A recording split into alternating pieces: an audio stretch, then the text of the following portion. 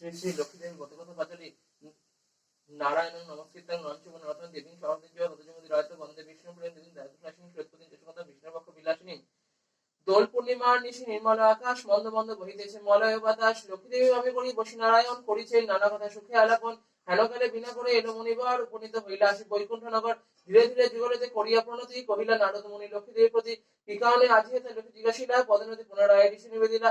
কেন মগ নরপতি তপ বিচার চঞ্চলা চপলা প্রায় ফেরত দাঁড়া। ক্ষণকাল দয় তবু ন্যায় পরিস্থিতি সেই হেতু নরনারী ভোগয়ে দুর্গতি। শতত দুঃখীরত নরনারীগণ অশেষ চেতনা পায় দ্বিক্ষণ ক্ষণ।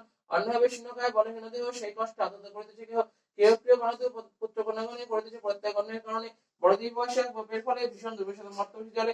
এতে শুনিয়া লক্ষ্মী দুঃখিত অন্তরে কহিলেন অতঃপর ক্ষুণ্ণ মণিবরে।